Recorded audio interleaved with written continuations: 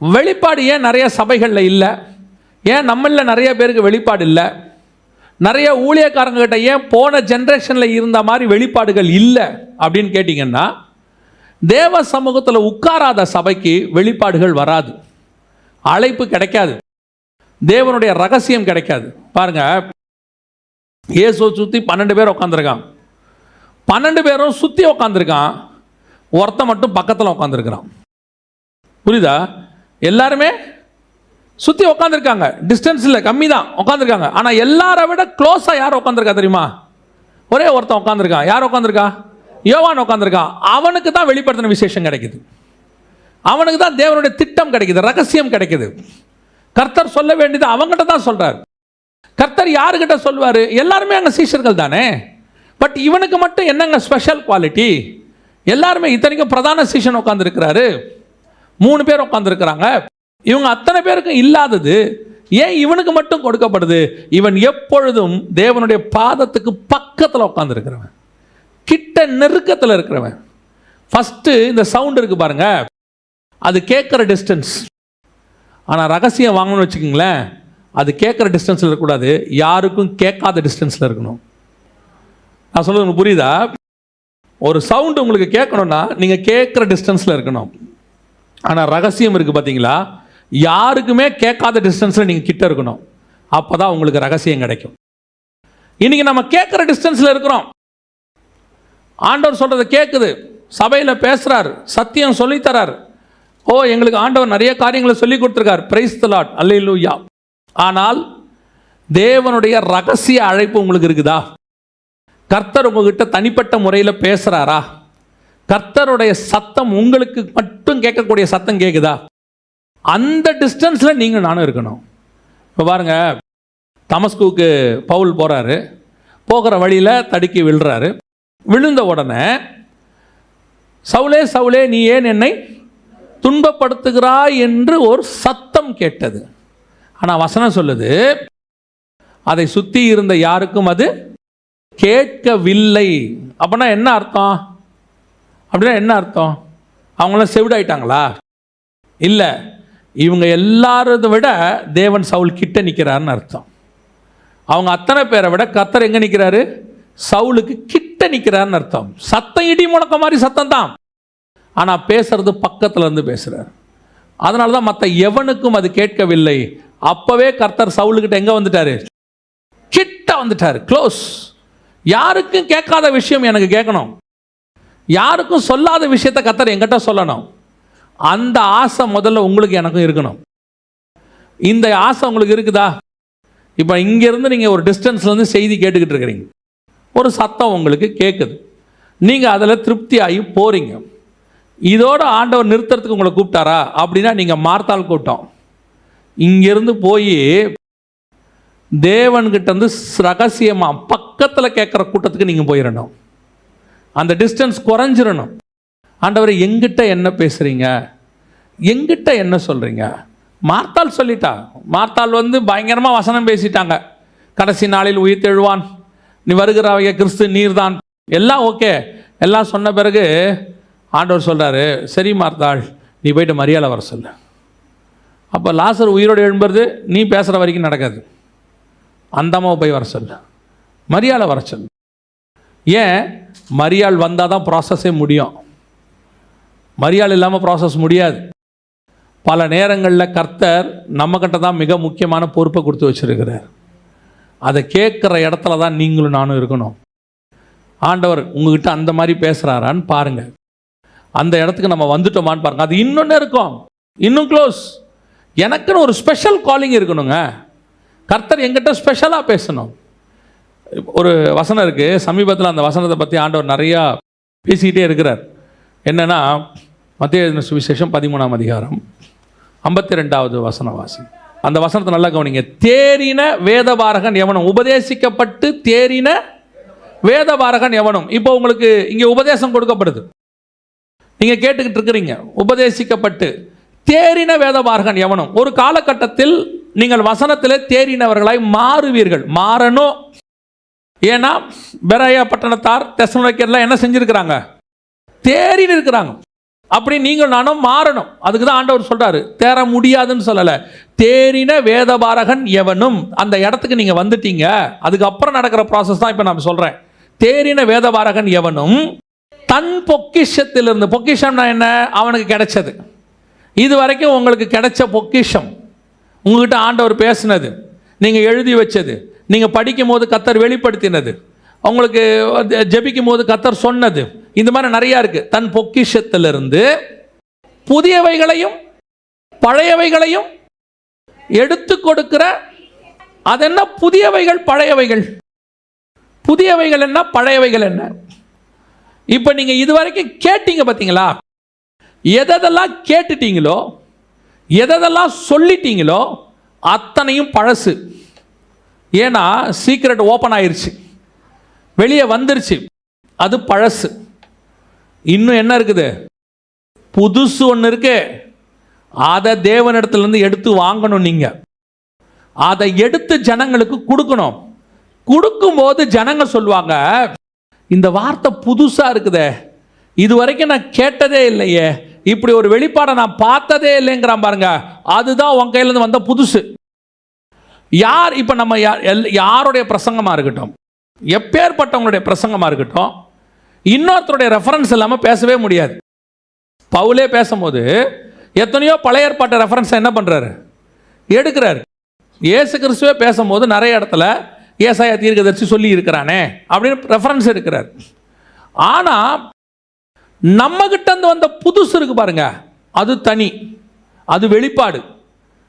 மோசே சொன்னதை இயேசு சொல்றாரு, மோசே உங்களுக்கு இப்படி சொல்லி இருக்கிறான், பூர்வத்தாருக்கு சொல்லப்பட்டது. இப்போ அடுத்து சொல்றாரு, நான் உங்களுக்கு சொல்லுகிறேன், இதுதான் புதுசு. அந்த மாதிரி உங்ககிட்ட இருந்து, வேதத்திலிருந்து உங்க மூலமா ஒரு புது வெளிப்பாடு வரணும். அதுதான் உங்களை கர்த்தர் அழைச்ச அழைப்பு. அதுக்குள்ள இருந்து ஜனங்க கேட்கணும். உங்க மூலமா ஜனங்க கேட்கிற வார்த்தை இருக்கு பார்த்தீங்களா, அந்த வார்த்தை இதுக்கு முன்னாடி அவங்க எங்கேயுமே கேட்டிருக்க கூடாது. அந்த வார்த்தை உங்க மூலமா பரலோகம் பேசும். அதுதான் புதிதான பொக்கிஷம்.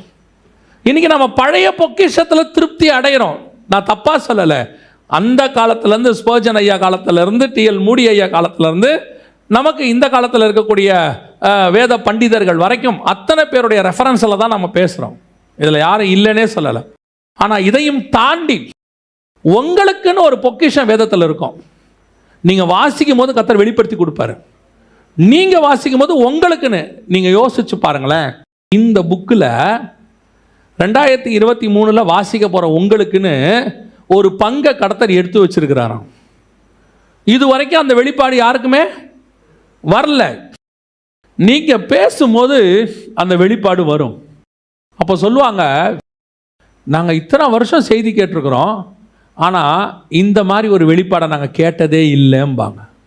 யார் சொல்லுவா தெரியுமா? 60-70 வயசானவங்க சொல்லுவாங்க. யார் சொல்லுவா தெரியுமா? நல்லா படித்த வேத பண்டிதர் சொல்லுவாங்க. பைபிளை தியானித்து போதிக்கிறவங்க சொல்லுவாங்க, இந்த மாதிரி இந்த வசனத்துக்கான இப்படி ஒரு ஆங்கிள் இருக்கிறத நாங்கள் என்ன செய்யலை, பார்க்கவே இல்லை. இதுதான் பர்டிகுலராக உங்களுக்குன்னு கொடுக்கப்படுகிறதான ரகசிய அழைப்பு. இதுதான் கர்த்தர் கூப்பிடுறது. மார்த்தாளுக்கு கிடைச்ச சத்தம் வேற, மரியாளுக்கு கிடைச்ச சத்தம் வேணும். ஆனால் மார்த்தாள் வேணும், அவள் இருந்தால் தான் இந்த இடத்துக்கு நம்ம வர முடியும்.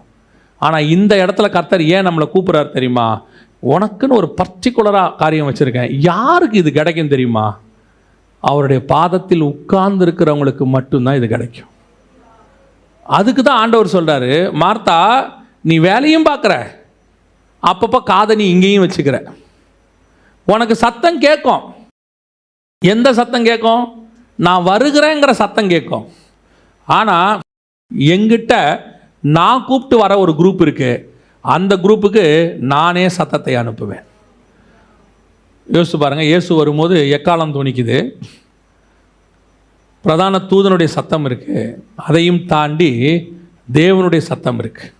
1 தெசலோனிக்கேயர் 4:16-17 வசனம் சொல்லுது, கர்த்தர் தாமே ஆரவார சத்தத்தோடும் பிரதான தூதனுடைய சத்தத்தோடும் தேவ எக்காலத்தோடும். அப்போ நல்லா கவனிச்சு பாருங்க, எக்காலமும் இருக்கு, அடுத்து பிரதான தூதனுடைய சத்தமும் இருக்கு, கர்த்தருடைய சத்தமும் இருக்கு. எக்கால சத்தம் கேட்குறவங்க எக்கால சத்தத்தை கேட்கட்டும், தூதனுடைய சத்தத்தை கேட்குறவங்க தூதனுடைய சத்தத்தை கேட்கட்டும். நீங்களும் நானும் கர்த்தருடைய சத்தத்தை கேட்குறவங்களுக்காக காத்திருக்கிறோம். அதுதான் பர்டிகுலர் அழைப்பு. இஸ்ரவேல் ஜனங்களுக்கு கானானை விட்டு புறப்படும் போது எக்காலம் ஊதினாங்க, எல்லாருக்கும் கேட்டுச்சு, அந்த சத்தம் எல்லாருக்கும் கேட்டுச்சு. ஆண்டவர் சொல்றாரு, உங்களுக்கு முன்பாக நான் ஒரு தூதனை அனுப்புவேன். மோசே சொல்றாரு, அதெல்லாம் போக மாட்டோம். சரி, ஓகே, நீயே நடத்திட்டு போ மோசே, நான் வரேன், கூட வரேன். இப்போ ஜனங்களுக்கு அடுத்து மோசேயின் சத்தம் கேட்குது. மோசே தான் அவங்களுக்கு தூதன், தேவனுக்கிட்ட இருந்து தூது வாங்கி கொடுக்குறவர். ஆனால் அத்தனை பேருக்கும் கேட்காத ஒரு சத்தம் மோசேக்கு மட்டும் கேட்குது. மலைக்கு மேலே ஏறிவா மோசே, நம்ம 2 பேரும் பேசலான்றார். நீங்கள் நானும் எக்கால சத்தத்தை கேட்குறவங்களாகவும் இருக்கிறோம், தூதன் சத்தத்தை கேட்குறவங்களாகவும் இருக்கிறோம், ஊழியக்காரங்க சத்தத்தை கேட்குறோம். ஆனால் கடைசியாக நீங்கள் நான் கேட்க வேண்டிய சத்தம் எது தெரியுமா? கர்த்தருடைய சத்தத்தை கேட்கணும். ரகசியமாக நமக்குன்னு பேசுகிற சத்தத்தை கேட்கணும். அதை கேட்கணுன்னா டிஸ்டன்ஸ் இன்னும் குறையணும். மாத்தாள் மாதிரி கிச்சன்லேருந்து கேட்குற சவுண்டு வேற, பாதத்துக்கிட்ட உட்காந்து கேட்குற சவுண்டு வேற, பேதுரு மாதிரி தூரத்தில் உட்காந்து கேட்குற சத்தம் வேற, மார்பில் சாஞ்சிட்டு கேட்குற சத்தம் வேற. நீங்கள் நான் எந்த டிஸ்டன்ஸில் உட்காந்துருக்குறோன்றதான் ஆண்டவர் விரும்புகிறார். நீங்கள் எவ்வளோ கிட்ட போகிறீங்களோ அவ்வளோ ரகசியமாக கர்த்தர் பேசுவார். பாருங்க, யூதாஸ் காட்டி கொடுக்க போகிற யூதாஸை பற்றி யாருக்குமே தெரில, யோவானுக்கும் தெரில. எல்லாரும் நானான்னு கேட்குறாங்க. அத்தனை பேருக்கும் இந்த துணிக்கையை தோய்த்து யார் கையில் கொடுக்குறேனோ அவனே என்னை காட்டி கொடுக்குறவன். இந்த சத்தம் யாருக்கு கேட்டுச்சு? யோவானுக்கு மட்டும் கேட்டுச்சு. ஏன்? அவன் இருக்கிற டிஸ்டன்ஸுக்கு வரைக்கும் தான் அவர் பேசியிருக்கிறார். சில விஷயத்தை கர்த்தர் பகிரங்கமாக பேச மாட்டார், சில விஷயத்தை ரகசியமாய் பேசுவார். ரகசியமாக பேசுகிறாருன்னா முதல்ல அவர் பேசக்கூடிய இடத்துல நான் இருக்கணும், அதான் ஃபஸ்ட். அதுதான் ரொம்ப முக்கியம். இன்றைக்கி மார்த்தாளை கூட்டம் நிறையா இருக்குது, கேள்விப்படுற சவுண்டு. இவங்களை வச்சு தான் மரியாதை கூப்பிட முடியும். ஆனால் மரியாளுக்கு கொடுக்கப்படுகிற மெசேஜ் வேற, கொடுக்கப்படுகிற அழைப்பு வேற. மரியாள் வீட்டில் இருக்கிறவ தான். மார்த்தாள் மாதிரி ஆக்டிவாலாம் ஓடி அந்த எங்கே வந்துட்டாராமே போய் பார்த்துருவோம், போய் வசனத்தை பேசிடுவோம் அப்படிங்கிறவனா இல்லை. தேவ சமூகத்தில் உட்கார்ந்துருக்கிறவன்.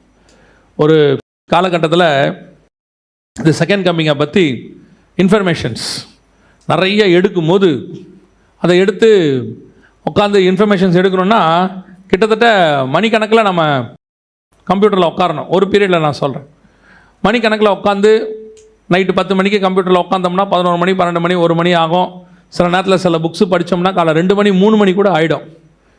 அப்போல்லாம் இந்த மாதிரி மொபைல் ஃபோனில் டேட்டா கிடையாது, அப்புறம் லேப்டாப்லாம் கிடையாது, எல்லாம் இப்போது பிசி தான். ஸோ உட்காந்து படிக்கும் போது கண்ணெல்லாம் வலிக்கும். அது ஒரு சைட்.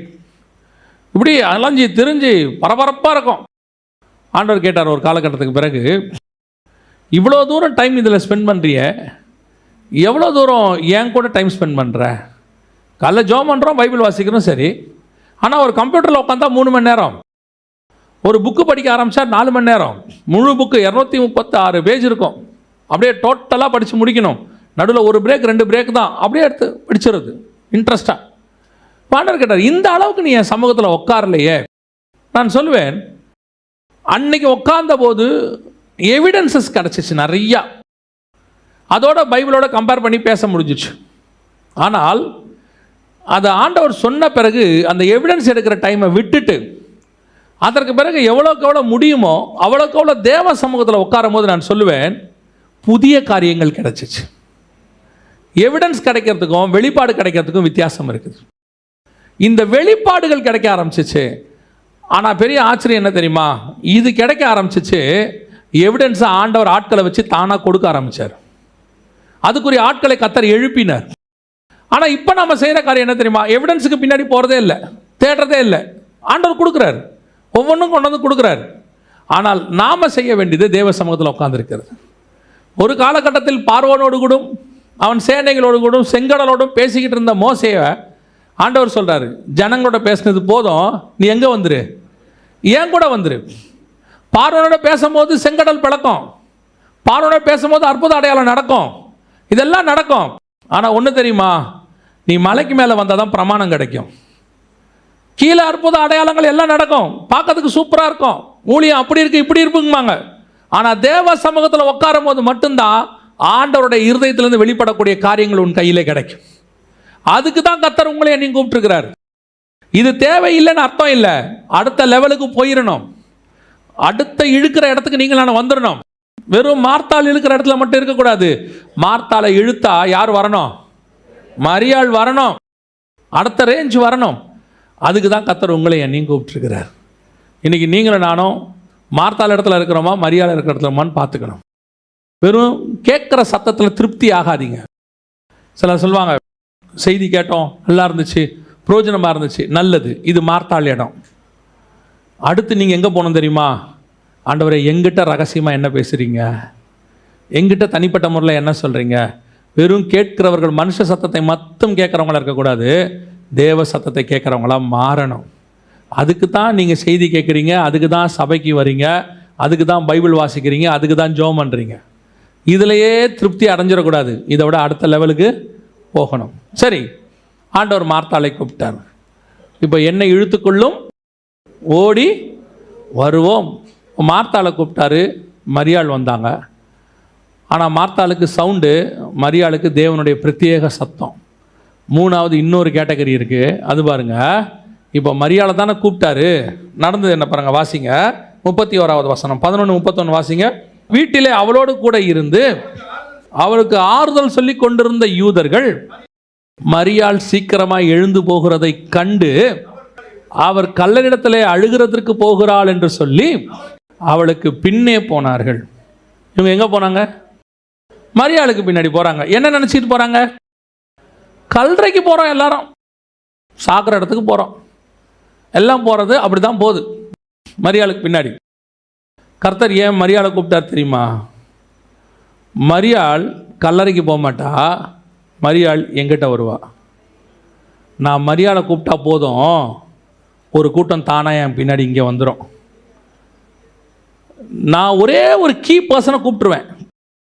அந்த கீ பர்சன் மட்டும் கரெக்டாக இருந்தால் போதும், அந்த பர்சனை ஃபாலோ பண்ணுற அத்தனை பேரும் எங்கிட்ட வந்துடுவாங்க. அவங்க வேணால் நினச்சிப்பாங்க, நம்ம கல்லறைக்கு போகிறோம், அழ போகிறோம், தேத்த போகிறோம், என்ன வேணால் நீ நினச்சிக்கோ. ஆனால் ஒன்று, நீ அந்த முன்னாடி போகிற ஆளை மட்டும் கரெக்டாக ஃபாலோ பண்ணிடு. மரியாளை மட்டும் ஃபாலோ பண்ணணும். இப்போ கர்த்தர் மரியாளை கூப்பிட்டார். மரியாள் புறப்பட்டு நேராக இயேசுக்கிட்ட வந்துட்டாங்க. அவ்வளோதான். மரியாளை கூப்பிட்டதோடைய நோக்கம் என்னென்னா, உன்னை கூப்பிட்டா உன் பின்னாடி ஒரு கூட்டம் வரும். அந்த கூட்டம் ஏன் வருது, எப்படி வருதுன்னு உங்களுக்கு தெரியாது, எதுக்காக வருதுன்னு தெரியாது. ஆனால் இந்த ஆளை நான் ஃபாலோ பண்ணால் கண்டிப்பாக நான் பரலோகத்துக்கு போயிடுவேங்கிற எண்ணத்தை ஆண்டவர் உங்கள் மேலேயும் என் மேலேயும் நம்பணும். உங்கள் மேலேயும் என் மேலேயும் அந்த நம்பிக்கை வரணும். ஆண்டவர் யாரை கூப்பிடுவார் அப்படின்னு கேட்டிங்கன்னா, இந்த ஆளை கூப்பிட்டோம்னா இவன் கரெக்டாக எங்கிட்ட வந்துடுவான். இவன் மட்டும் இல்லை, இவனுக்கு பின்னாடி என்னன்னே தெரியாமல் ஒருத்தன் ஃபாலோ பண்ணிட்டு இருக்கான்ல, அவனும் வந்துடுவான். ஒவ்வொருத்தர்கிட்டையும் போய் மார்த்தாள் ரகசியமாக சொல்லலை, இயேசு வந்திருக்கிறார், இயேசு வந்திருக்கிறார். ஒரே ஒரு கீ பர்சன், இந்த ஆளை தொட்டால் ஒரு குரூப்பே என் பின்னாடி வரும். அந்த நம்பிக்கை உங்கள் மேலே என் மேலேயும் பரலோகத்துக்கு வரணும். அந்த நம்பிக்கை பரலோகத்துக்கு யார் மேலே இருந்துச்சு தெரியுமா? பயங்கர ஆச்சரியம், சமாரிய ஸ்திரீ மேலே இருந்துச்சு. சமாரிய ஸ்திரீகிட்ட உட்காந்து இயேசு பேசிக்கிட்டே இருக்கிறார். வேற ஒன்றுமே பேசலை. அவகிட்ட அவள் பர்சனல் லைஃப் பற்றி தான் பேசுகிறாரு. ஆனால் அவருக்கு தெரியும், இவ கேட்டுட்டு சும்மா இருக்க மாட்டா, ஒரு கூட்டத்தை எங்கிட்ட கூட்டிகிட்டு வந்துடுவா.